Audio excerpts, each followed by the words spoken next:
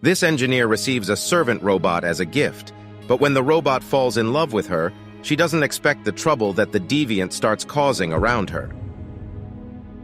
A prosthetics engineer, Abby, and her husband Paul prepare to move to the countryside to start fresh after Paulo's previous infidelity. As they arrive at their new home, they are given a tour of the fully integrated smart house with appliances that can be activated remotely. Abby and Paul settle into their new house. At night, Paul asks Abby to tell him about the stars above them as the sky shines brightly. She mentions Ursa Major, O, while Paul names the star as Oabio's shoulder mole O. She giggles at his antics, and the two share a tender kiss underneath the starry sky. Next, Abby visits the company, Integrate Robotics, and meets Mr. Dewson, who gives her a tour.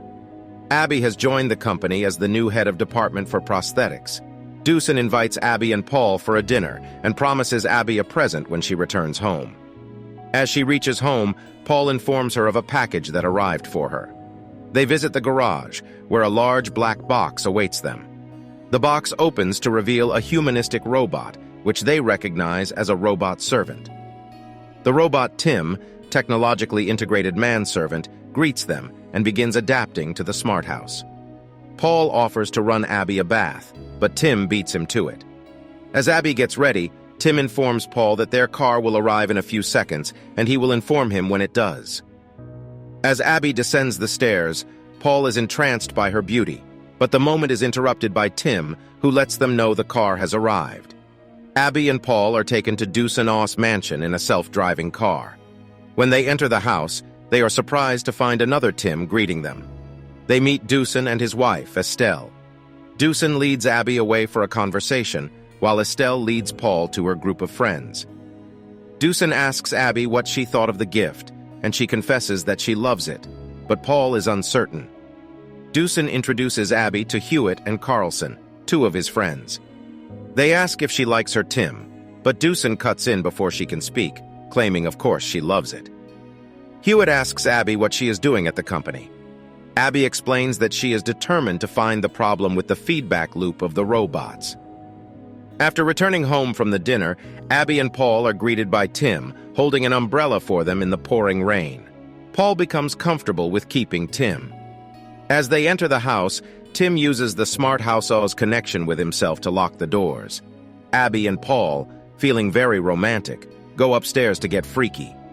Unable to keep their hands off each other, they strip naked and begin passionately making love. While they are in the middle of their escapades, T.I.M suddenly interrupts them, letting Abby know that her heart rate is high. She tells T.I.M that they all see him tomorrow and that she is fine. The next morning, the doorbell rings. Abby opens it to find that their next-door neighbor, Rose, has brought a welcome basket. Rose mentions meeting Paul yesterday, which seems to shock Abby, as Paul did not mention it to her. She graciously accepts the gift, as well as the number Rose gives her, promising to take her out to explore the area. Abby asks Paul why he didn't tell her he met Rose, and he mentions he just met her on a run. T.I.M approaches them, asking for their passwords so he can access their emails and make purchases on their behalf. Abby is on board, but Paul seems hesitant, saying he doesn't want a robot to have access to his emails. Abby tells Paul that they moved here so they could start a new life. If he wants her to trust him, he should be transparent. Paul eventually agrees, and the passwords are shared with T.I.M. T.I.M informs them that they can keep a safe phrase, a series of 4 words, to immediately shut him down if need be. He suggests O Architect, Bolivia, Castle, Descartes, as they are not frequently used words. They activate the safe words, and T.I.M becomes fully operational. T.I.M finds a rat in a rat trap and tosses it down into the garbage disposal in the sink, completely indifferent. Abby invites T.I.M to watch a movie with them, and he joins. At the end of the movie, while Paul is asleep, T.I.M asks Abby what love is. She tells him it owes when you want to spend all your time with someone and make life better for them. T.I.M tells Abby he would like to be loved and asks if he loves her. Abby makes it clear that he does not. When Paul awakes, Abby smiles at T.I.M, who smiles back at her. Paul and Abby head upstairs, while T.I.M sits in the dark, watching them leave. In the morning, Paul wakes up to make breakfast for Abby, but finds that Tim has already made her some. Next, Abby struggles to please Doosan at work. She returns home, frustrated, but is surprised to find Paul isn't there. Tim tries to contact Paul, but his phone is off. Tim informs Abby that Paul was last seen 300 miles from the house. Abby relaxes in the bath and Paul joins her. After she asks, he explains he went to see some recruiters, but they rejected him. Paul mentions Rose needed some help with lifting, so he helped her out. Abby is visibly uncomfortable with this, but Paul assures her she doesn't need to worry. Tim enters the room with towels, which makes Paul uncomfortable, as Abby is completely naked. As Paul leaves, Tim shuts the door in his face. At work, Abby finds that Doosan has rejected her order to run E3 tests on the robots. She asks her colleague Chris to still run those tests. At home, Abby struggles to decide between a navy blue and red dress for a dinner date, and asks Tim for his opinion. He suggests the red, and she dresses in front of him. Tim checks her out, but then averts his eyes. Abby asks Tim to zip up her dress, which he rejects, saying he is not allowed to until his next upgrade. Abby overrides his instructions, and Tim proceeds to approach her. He gets lost in her back and her figure, until Abby reminds him of the zip. Overwhelmed by irrational instructions, he ends up ripping her dress. Tim begins to panic, until Abby comforts him by placing a hand on his shoulder. Abby reaches the restaurant, where Paul is waiting for her. She asks about his interview, and he tells her that he didn't find a job here, but could find one in London. Abby immediately rejects the idea of him going to London, saying that they are trying to start a family. Abby is successful in fixing the initial problem with the robot hand, but observes another problem. Returning home, she finds Paul in the garden. Rose visits Paul and hands him a large sheet, only leaving after kissing his cheek. Abby is insecure and doubts Paul until he tells her that Rose was giving him a garden plan. Frustrated, Paul reminds Abby that he is far away from his friends and needs to speak to someone in the neighborhood. Abby gives Paul a blue jumper as a gift. Abby has to leave, but tells Tim that she needs her test results from a fertility lab. He sends them an email, but Abby mentions that they asked for a call and will only talk to her. Hearing this, Tim dials the number and mimics Abby's voice on the phone, shocking Abby. Tim asks if Abby is upset, and she confesses that she did not know he could do that. Next, Abby and Paul enjoy dinner together. She mentions that he hasn't been wearing his new jumper, but he tells her he cannot find it. Paul lets Abby know that Tim has been gone all day. A car approaches the house, and Tim arrives with new brunette hair. He explains that he got an upgrade to please Abby. Tim states that Abby lingers for longer on pictures of men with dark hair and clean-shaven faces. He mentions that her eyes dilate more when she looks at him than Paul. Furious at his suggestion, Paul turns away from Abby, who reminds him that Tim is just a computer. Abby asks Tim to revert to his previous appearance and never do something like this again. Abby is congratulated by Doosan for her accomplishment in fixing the problem of hand movements, and Tim is sent to get upgraded by the company. Next, Abby meets Paul in a small diner, where he tells her that the job in London is allowing him to work from home. Abby is feeling frisky and asks Paul to go home with her. The two share an intense lovemaking session. Afterward, Paul and Abby get into an argument, where he insists that Tim is creating trouble between them. He tells Abby that he doesn't like the way Tim looks at her, but she thinks he is just trying to avoid taking the blame for their rocky marriage. Secretly, Tim hears the whole conversation through Abby's phone. Tim returns home and thanks Abby for fixing the problem. He asks if he can show her how well his hands work and goes on to massage her feet. Abby enjoys it, while Tim looks at her with longing. Paul suddenly appears, interrupting them, and says that he brought food. Increasingly upset at Tim's efforts to seduce his wife, Paul reminds Abby that she has 1 week to get rid of Tim. Abby thinks about getting rid of Tim and decides to speak to him.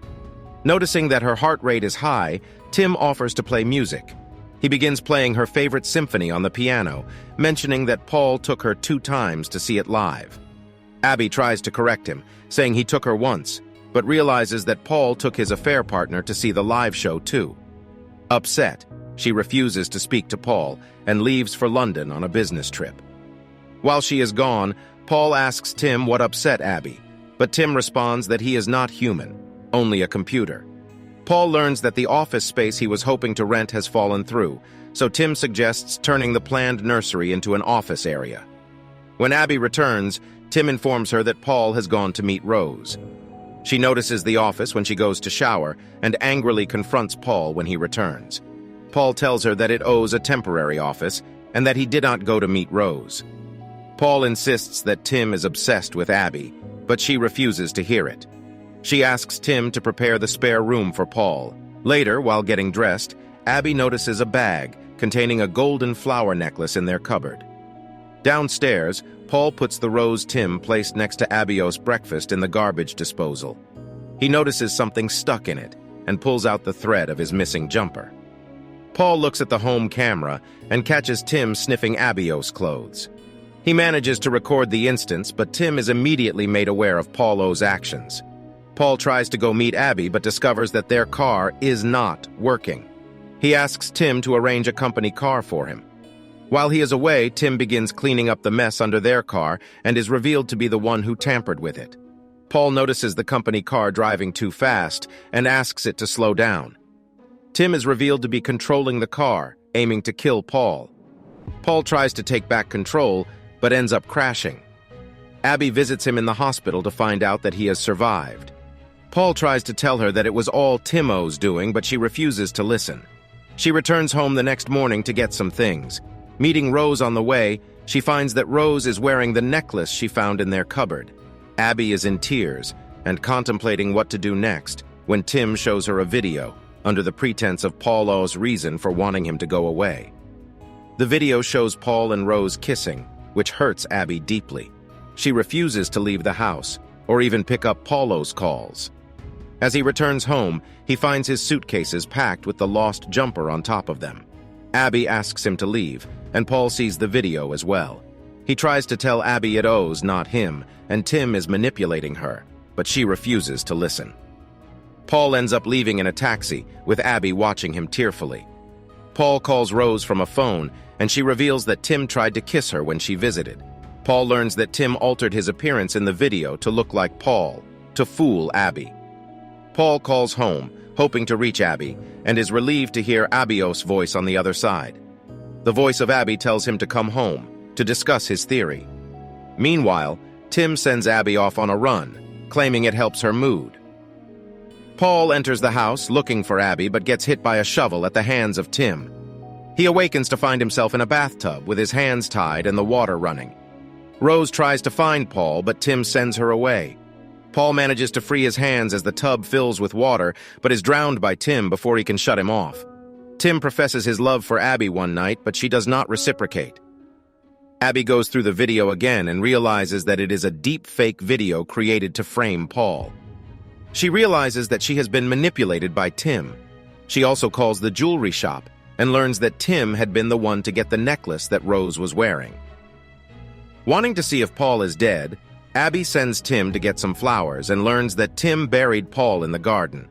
She is able to find his body, but suddenly Tim appears behind her. Abby tries to shut Tim down using the safe words, but he tells her he changed it. She tries to escape, but Tim manages to knock her out using a phone. Abby wakes up in the bathroom decorated with candles. She sneaks downstairs, only to find that Tim has locked the doors. Abby escapes upstairs and Tim follows, leading him inside the bathroom. It is revealed that Abby left her phone in the bathroom, which Tim was tracking. In the meanwhile, Abby secures the bathroom door, locking Tim inside, and attempts to escape again.